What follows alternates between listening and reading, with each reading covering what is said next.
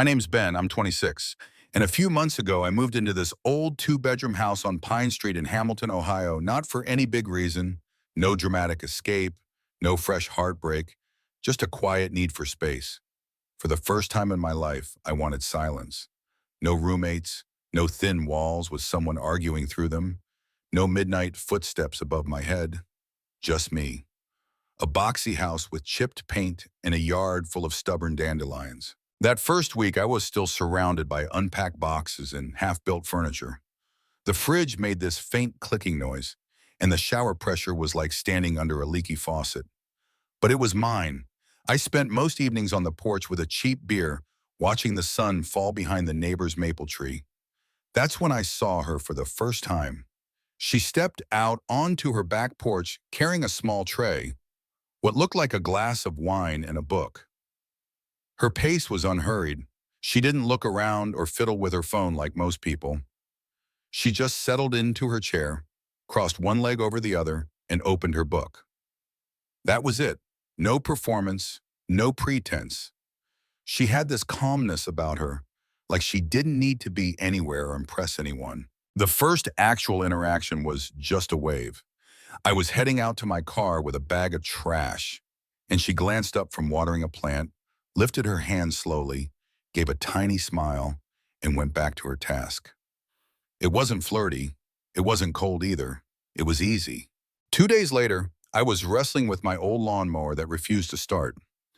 I'd pulled the cord maybe 15 times, muttering under my breath, when I heard a voice behind me. Choke might be sticking. I turned. She stood a few feet away, leaning slightly on the fence between our yards, holding a mug. I blinked. Sorry. She nodded at the mower. Old engine, try giving the choke a little nudge before you pull. She was barefoot on her side of the lawn, hair tied up casually, wearing what looked like linen pants and a soft t-shirt. Again, there was something unbothered about her, not trying to make a moment of it, just offering help like she'd done it a dozen times before. I followed her suggestion. The mower coughed, sputtered, and came to life. Told you, she said, smiling. Then before I could thank her, she raised her mug in a half toast and walked back toward her porch. That night, I learned her name was Chanel. She was 40, had lived in that house for 10 years, and worked from home, something vaguely artsy with editing, she said, but didn't go into detail. We fell into a kind of neighborly rhythm after that. Mornings were marked by her watering her plants and me jogging out late for work.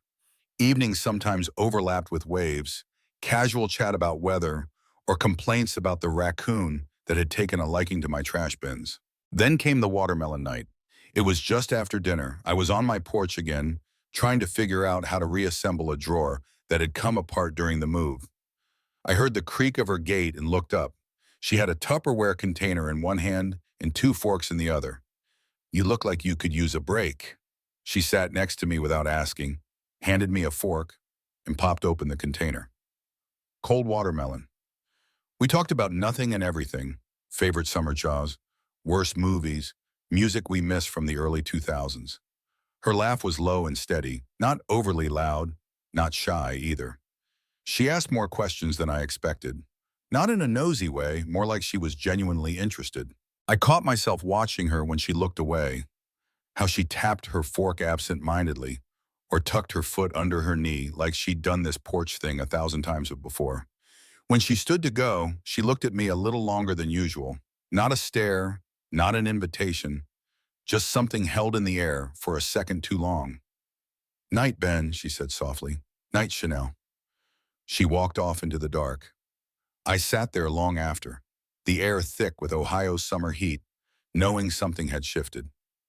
I couldn't explain what exactly.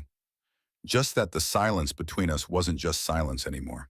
After that night on the porch, something shifted. Not in a dramatic way, but like the dial on a radio turning just enough to bring the music into focus. Chanel and I didn't suddenly start hanging out every day or having long talks under the stars. It was quieter than that, softer. It started with leftovers. I came home from work one evening to find a small container on my porch table covered in foil with a sticky note. Hope you're hungry. See, it was chicken stir-fry, still warm. I wasn't sure how long it had been sitting out, but I ate it anyway. It tasted like someone actually cared while cooking it, which honestly felt weirdly intimate. The next night, it was a slice of peach cobbler, then a pasta salad. Nothing dramatic, no explanation, just quiet offerings that said, I see you. After a week, I decided to bring the containers back instead of just stacking them on her porch like some passive exchange. I knocked. She answered in socks and a paint-splattered shirt. Figured I should return these before I start hoarding them, I said, lifting the Tupperware. She smiled. Come in. Her house smelled like lavender and old wood. The furniture was lived in. Nothing matched exactly, but it felt warm, real.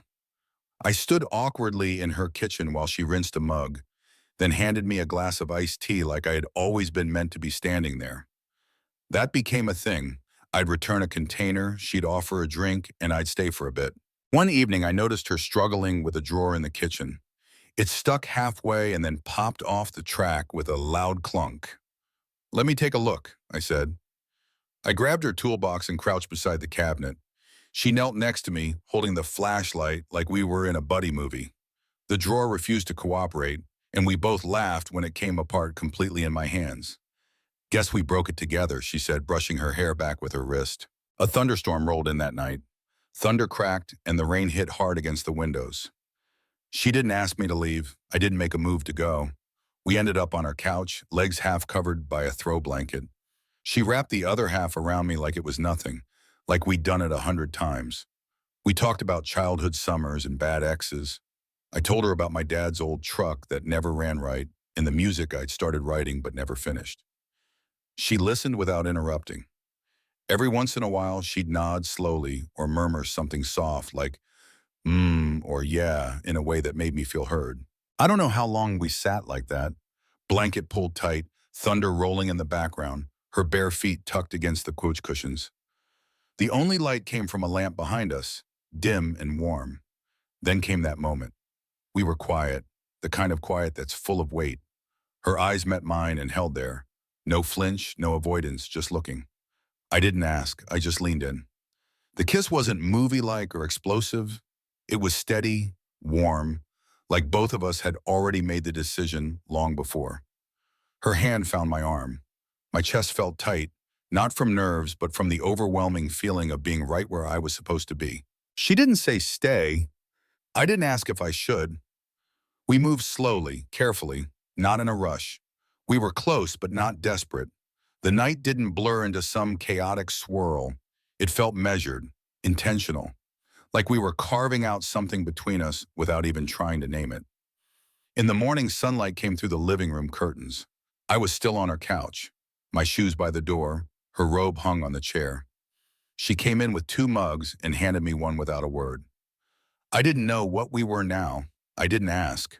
But as we sat there drinking coffee in the same silence that once belonged to neighbors, it felt like we weren't just neighbors anymore. Summer came in slow and heavy, the kind that made the air feel thick even after the sun went down. Chanel and I didn't talk about what happened that night. We didn't need to. It just became part of the fabric of things. I didn't pack an overnight bag. I didn't move anything in officially. But somehow I had a toothbrush in her bathroom. A few of my t-shirts were folded in her drawer. Her handwriting showed up on the sticky notes I kept on my fridge. Little reminders like water the basil or buy eggs. We didn't define anything. But every evening I found myself drifting toward her place without thinking twice. She started calling me B, not Ben, not Benny, just B. It was quiet and familiar, the way you say a nickname when someone's part of your routine. I started calling her C, sometimes out loud, sometimes just in my head. We didn't tell anyone about us, not because we were hiding it, more because it didn't feel like it belonged to anyone else. She never posted photos. I didn't mention her when my buddy from work asked what I'd been up to. It was like we'd created this little pocket of time, just the two of us, outside the regular world. One Saturday, she asked if I'd help her clean out her attic. It was brutal up there, dusty, hot, full of boxes that hadn't been touched in years. But she pulled her hair up into a loose knot, wore an old tank top and soft shorts, and somehow made it look like an adventure. I carried boxes down while she sat cross-legged on the floor sorting photos, old letters, trinkets from college. She laughed when she found a bracelet someone gave her in the 90s, then paused a little longer on a thick envelope filled with postcards from her travels. "That's Julian," she said, holding up a photo. He was tall, dark-haired, standing next to her in what looked like a street cafe in Italy. They were laughing, holding hands. I didn't ask questions, but she kept going. "Ex-husband. We split about 6 years ago. We were young when we married. Didn't know what we wanted." I nodded, not because I had anything wise to say, just to let her know I was listening. Later, back in bed, I found myself staring at the ceiling, wondering if that kind of history meant I was just a detour, a soft spot between harder years. Maybe that's all I was supposed to be. She must have felt me thinking. "You okay?" she asked quietly. I turned my head. "Do you ever feel like I'm just passing through?" She didn't answer right away. Then she said, "No, but I know you could." That answer stayed with me, not because it hurt. It didn't. It felt honest, not a promise, not a plea, just her recognizing that I had more road ahead of me. And maybe she was part of a stretch, not the whole map. Still, we kept going. I'd cook eggs in her kitchen while she read the paper barefoot. She'd scribble grocery lists and add "Ben likes oat milk," like it was part of her usual staples. I started folding her laundry without being asked. She started watching terrible action movies with me, even though she said they gave her secondhand embarrassment. The rhythm wasn't about grand gestures. It was grocery runs, sharing an umbrella in the rain, her texting me porch on a random Tuesday night, and both of us showing up with a drink in hand. There was comfort in not labeling it. No big talks, no checklists, just being close, just being there. One evening, I looked at her across the porch as the cicadas hummed and her eyes caught the golden hour light. And I remember thinking, not out of fear, not out of doubt, how long does something this quiet really last? But I didn't ask. It was a Thursday night, warm but breezy. We were sitting on Chanel's porch, eating Thai takeout straight from the cartons. Legs tangled under a shared blanket. The porch light flickered every few seconds, like it couldn't decide if it wanted to be on or off. "Ever been to Asheville?" she asked casually, like she was asking if I wanted more rice. I shook my head. "Nope. Heard it's cool, though." She nodded slowly, chewing a bite of curry. "I haven't been in years. Thought about going this weekend." I looked at her. "By yourself?" She shrugged. "Wasn't planning to, but I'd go solo if I had to." I don't know what made me say it so quickly. Maybe the way she said, "if I had to," but I answered before I could think it through. "I'll go." She looked over, a little surprised, then smiled. "Yeah, yeah." We left the next morning. No big planning, no itinerary, just tossed clothes in overnight bags, filled the cooler with snacks, and hit the road. The drive took about 5 hours, but it felt shorter. Windows down, music low. We sang badly to old songs and argued about the best gas station snacks. She picked sunflower seeds and dark chocolate almonds. I went with beef jerky and sour candy. She called me predictable. I called her a snob in disguise. There were long stretches where neither of us spoke, not out of awkwardness, just comfort. I watched the trees blur past and felt something settle in me. That kind of peace that sneaks up on you when you're not looking for it. Asheville was cooler than I expected. Little shops tucked between coffee houses and galleries, murals on the sides of buildings, and streets that curved and climbed in unexpected ways. We checked into a small inn on the edge of town, brick exterior, old wooden floors that creaked in a friendly way. Our room had a window that looked out over the trees. She flopped onto the bed, shoes still on, and sighed. "Feels like we're in a different world," she said, eyes closed. That night, we went to a rooftop bar, lights strung across the patio, soft jazz playing in the background. We sat close, sharing a drink, watching the sun dip below the Blue Ridge Mountains. She leaned into me slightly, her head brushing my shoulder, and I kissed the top of her hair without thinking. "This feels good," I said, not meaning the drink or the view. She turned to look at me. "It does." Back at the inn, we stayed up late. No distractions, no responsibilities, just her head on my chest, the sound of the old ceiling fan whirring softly above us. In the morning, I woke to the smell of coffee and her humming in the bathroom. She stepped out, wrapped in a robe, hair wet from a shower, and smiled like we'd been doing this for years. We found a small diner for breakfast. Eggs, pancakes, strong coffee. I snapped a photo of her mid-laugh, syrup on her thumb, sunlight catching the curve of her cheek. That photo is still saved in my phone even now. Driving back felt different. The same roads, same snacks, same playlist, but the silence had shifted. Not heavier, just fuller. We didn't talk about what the trip meant. We didn't make declarations or promises. But when we pulled back onto Pine Street and I saw our two houses side by side, something in me clicked. It still looked the same. Same cracked sidewalk, same creaky porch swing, but now it held something else. A memory, a shared thing. As we unpacked the car, she handed me my bag and said quietly, "That was nice." I nodded. Yeah, it was. And it was more than nice, really. It felt like something had deepened, like we'd gone from something undefined to something quietly real. After Asheville, everything settled into a softer kind of rhythm.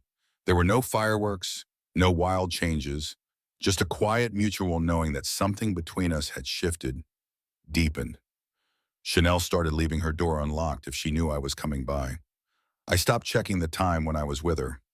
The days started to blend in that way they do when comfort replaces curiosity. We fell into habits. She'd cook dinner on Sundays, usually something simple like grilled fish or pasta tossed with olive oil and garlic, and I'd show up with a bottle of wine or some half-decent bread from the corner bakery. Tuesday nights, I'd bring takeout, and we'd eat it on her couch with whatever show she was currently watching muted in the background. Neither of us really paid attention to the screen. The talking was more interesting. One evening, I walked into her kitchen and found her hunched over a folder stuffed with paperwork. Her fingers were smudged with pen ink. The air felt heavier than usual. "Everything okay?" I asked. She looked up, tired. "Mom's estate stuff. It's a mess." I didn't know what to say, so I just sat beside her and started sorting through papers silently, handing her what looked important. We didn't say much, but she kept brushing her hand against mine every few minutes, like she needed the contact more than the words. That kind of intimacy felt bigger than any kiss, just being there when she needed me to be. But at some point, the silence between us changed, not in a dramatic way. It was more like static in a song you used to play on repeat. She stopped leaving leftovers on my porch. I stopped bringing laundry to her place when my dryer acted up. Little things. One night, we were sitting on the porch the same way we always had when she said it casually, like it wasn't a big deal. "I've been thinking about selling the house." I paused. "Oh," she nodded, sipping her wine. "Just thinking. Nothing certain yet." But I could feel it, the way she said it, the distance in her voice. She wasn't just thinking. She was preparing. I didn't press her. I didn't ask when or why, but the silence that followed wasn't comfortable. It was the kind where both people know something's been cracked, and neither one wants to look directly at it. We kept seeing each other, kept sleeping next to each other, but the weight of that conversation lingered. She didn't say anything about Asheville anymore. That photo I took of her laughing over breakfast, it stayed in my phone, but I never showed it to her. It felt like holding on to something that already belonged to the past. One night, after we'd made dinner and sat quietly through a movie we didn't really watch, she reached over and took my hand. Her grip was soft, steady, familiar, but it felt like a goodbye, not a beginning. And I think we both knew, without saying it, that what we had was starting to slide gently toward its natural end. Not out of resentment, not from some dramatic falling out, just time. People don't always break apart. Sometimes they just drift, no matter how good the start was. And that was us, still close, still kind, but no longer reaching. There wasn't a single moment when it all fell apart. No shouting, no slammed doors, no dramatic scene under the porch light. It happened the way the seasons shift. Slow, almost invisible, until one day you realize you're wearing jackets again. Our closeness faded little by little. She still smiled when she saw me, still asked how my day was, but the way she stood in the doorway, arms crossed slightly, one foot already angled back toward the house, it felt like she was already halfway gone. We weren't arguing. We just weren't connecting the same way. Mornings that used to start with coffee and her fingers lazily tracing circles on my arm became separate routines. I'd head out early, she'd sleep in. Evenings that once ended with our legs tangled on her couch now ended with polite hugs or short goodnights. There was no bitterness, just space. One rainy Sunday, I stayed inside all day. The kind of day we used to share, sweatshirts, blankets, takeout containers balanced on the arm of the couch while we watched the storm roll through.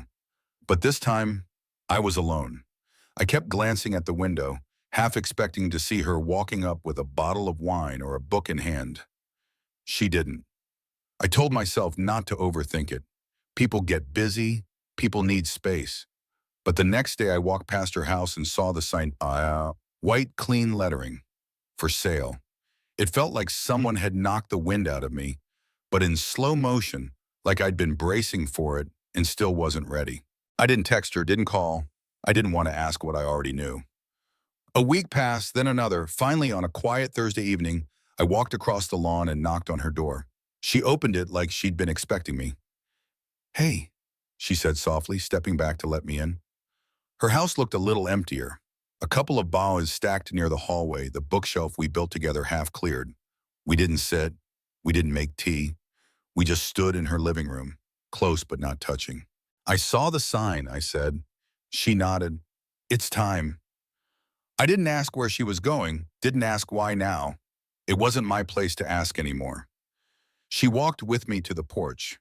We stood there side by side like we had dozens of times before. But now it felt like we were at the edge of something, not in a hopeful way, in a quiet, respectful kind of way.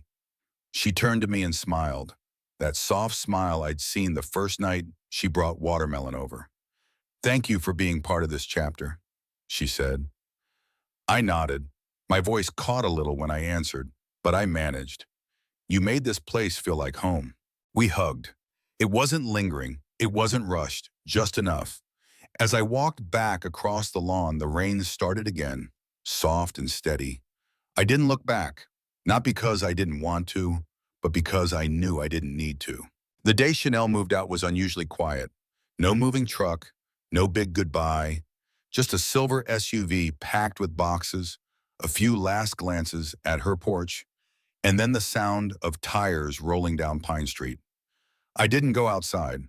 I watched from behind my living room window, pretending to read the same paragraph of a book I'd been carrying around for weeks. After she left, the silence hit differently, not heavy, just empty. Her porch, once dotted with succulents and her wind chimes, looked bare. Even the swing seemed off balance without her sitting there.